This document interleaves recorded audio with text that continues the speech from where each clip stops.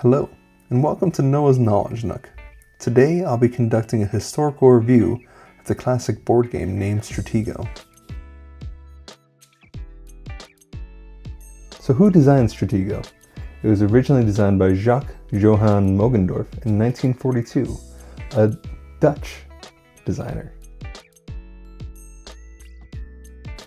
So who published it? It was originally published by Hosman on Hot in 1958 for Europe and the Netherlands, but for the US it was published in 1961 to Milton Bradley.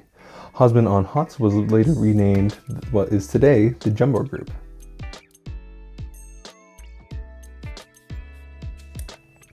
So how is the game played?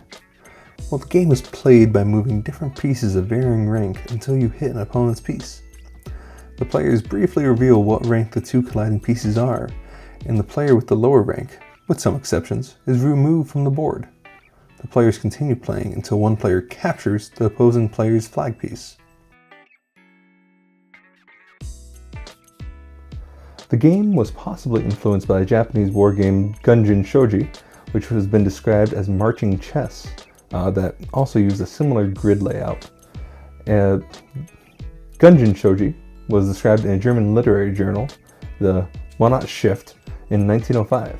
Another possible influence was Do Shuki, Game of the Fighting Animals, which has a similar board layout and pieces with rank assigned to them. However, a major difference between these two games is that Do Shuki needed a third party to arbitrate who actually won the battle. Plus, after each clash, the rank of the pieces was not actually seen by the opposing player. L'attaque is definitely an early ancestor, and also possibly pulled from Gunjin Shoji and Do Shuki. The rules are nearly identical, though L'attaque has 72 pieces versus Stratego's 80 total pieces.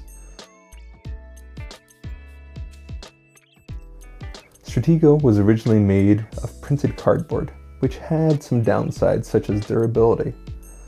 Later, after World War II, when they were able to spend a bit more money on the game, they moved to wooden pieces. However, when they developed these, they didn't have a stand on the bottom of them, so they would easily tip over and the opposing player would see that piece and the rank, and some of the fog of war would clear a little bit. However, later editions, including today's edition, moved to plastic with a sticker on them or just printed straight to the plastic.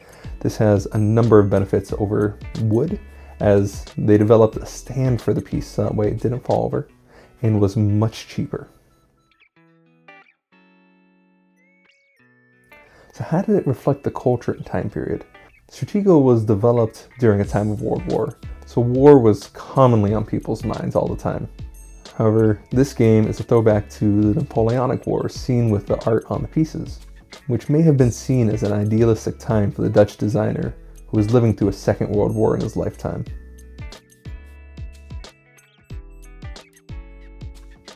Was it a success?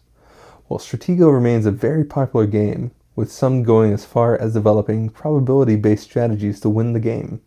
Jumbo themselves continue to release new versions of the game, with the current game having cards with special abilities to further enhance the play of the game. I'd like to thank you for joining me today on this deep dive into Stratego.